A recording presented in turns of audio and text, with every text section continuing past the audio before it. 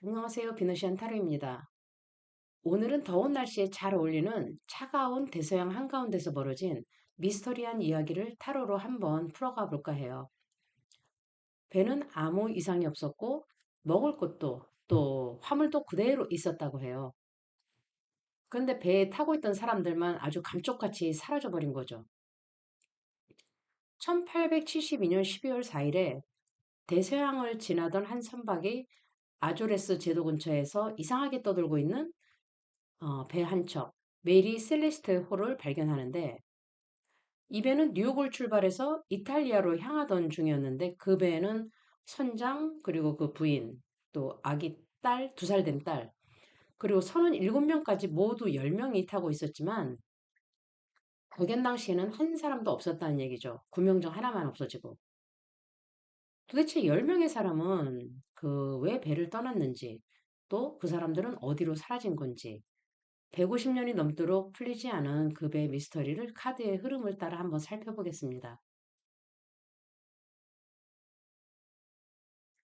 사람들이 굉장한 공포에 휩싸여 있는 게 보이고 있어요. 무슨 일이 벌어지기 전에 당장 배에서 나와야 한다는 절박감? 그 사람들을 움직이는 거는 바로 그런 공포였던 것 같은데, 그 배 화물칸에는 한 1700개 정도 알코올통이 이렇게 실려 있었다고 기록에 남아 있거든요. 그리고 사람들이 왜 배를 떠났는지는 지금도 정확히 알 수 없지만, 그렇게 멀쩡한 배를 포기할 만큼 다급한 이유가 있었던 것은 아닐까. 여러 가설 중 하나가 알코올이 새면서 폭발할 것 같은 상황이 벌어졌다는 건데, 만약 화물칸에서 강한 냄새 올라오고 또 갑자기 쿵 하는 그런 소리까지 들렸다면, 뭐 꼭 불이 보이지 않더라도 금방 폭발할 수 있다는 그런 생각에 마음이 급해졌겠고, 또 막 당황하고 그렇게 되면 원인을 차분히 확인할 여유도 없었지 않겠나 싶어요. 살기 위해서 배를 떠나야 했던 것 같아요. 당시 조사 기록을 보면 배에 있던 구명정 하나만 사라진 상태였다는데 그 넓은 바다에서 커다란 배를 버리고 아주 작은 구명정에 몸을 싣는다는 건 그 자체로 목숨을 거는 일인데 그래도 배 안에 남아있는 것보단 바다로 나가는 편이 낫다고 생각할 만큼 상황이 아주 화급했던 거죠. 그렇게 열 사람은 아주 작은 구명정 하나에 자신들의 목숨을 맡기게 돼요. 그리고 이 배에는 모두 10명 그렇게 타고 있었다고 하는데 뭐 누군가는 아이를 안고 누군가는 다른 사람 잡아주면서 하여간 한 사람도 빠짐없이 필사적으로 움직였겠죠. 그 순간에 그냥 오직 하나. 무슨 일 있어도 단 한 사람도 놓치지 않고 모두 함께 살아남는 거. 근데 여기서 어떤 사람들의 힘으로는 되돌릴 수 없는 일이 벌어진 것 같아요. 어쩌면 구명정과 배를 연결했던 줄이 끊어지면서 메리 셀레스테호가 순식간에 멀어졌을 수도 있겠죠. 왜냐하면 마지막 항해 일지는 11월 25일에 멈췄고 배는 그 9일 뒤 사람 없이 발견됐거든요. 그러니까 배는 눈앞에서 멀어지고 사람들은 바다 한가운데서 고립되고 그 위에서 그 사람들이 할 수 있는 게 뭐가 있었을까요? 근데 사람들이 처음부터 무조건 배를 버리려고 했던 게 아닌 것 같은 건 구조대가 배에 올라갔을 때 이렇게 펌프 하나가 갑판 위에 분해된 채 놓여 있었다고 해요. 그러니까 처음에는 선원들이 배 안으로 들어오는 물의 양을 확인하고 또 고장난 펌프를 고쳐보려고 했던 것도 같고, 그리고 수리를 하려고 그 화물칸 상태를 살피던 중에 뭐 알코올 냄새나 이상한 압력처럼 더 위험한 징후를 느꼈지 않겠나. 단순히 펌프만 고치면 되는 문제가 아니라 배가 폭발할 수도 있다는 생각이 드는 순간 상황은 이제 완전히 달라졌겠죠. 결국엔 그 하던 일까지 모두 멈추고 사람들을 먼저 배 밖으로 내보내야 하는 그런 상황이 된 것처럼 보이고 있어요, 여기서. 그리고 또 사람들이 배를 떠난 데에는 그 현실적인 계산도 따랐다고 생각되는 게 그 마지막 항해 기록을 보면 산타 마리아 섬에서 6해리, 그러니까 약 한 11km 그 정도 떨어진 곳까지 와 있었다고 해요. 그 정도면 사실 그렇게 먼 거리가 아니거든요. 그러니까 그 사람들 생각엔 구명정으로도 어떻게든 갈 수 있다고 생각했겠죠.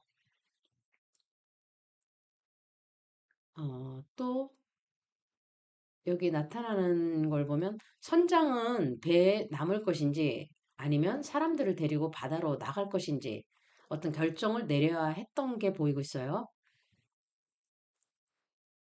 나중에 사람이 사라진 배를 봤을 때 그 육분이와 해상 시계도 남아있지 않았다는데, 그러니까 현재 위치하고 방향을 확인하기 위해서 항해 장비까지 다 챙겨간 거죠. 그렇게 선장은 가까이 있다고 그 믿었던 산타 마리아 섬을 향해서 사람들을 이끌려고 했나 봐요. 근데 그 기록을 남긴 뒤에 뭐 언제 또 정확히 어디에서 배를 떠났는지는 알 수가 없고, 그리고 그 당시 위치 계산에 오차가 있었을 그런 가능성도 있고요. 여기 나오는 그 보이는 카드에서는 구명정에 있던 사람들이 아마 다른 배가 나타나기만을 기다렸던 것으로 보여요. 그 실제로 메리 셀레스테호보다 8일 늦게 뉴욕을 출발한 데이 그라티아호가 비싼 항로를 지나고 있었는데 구조해 줄 수 있는 배가 같은 바다를 따라오고 있었던 거예요.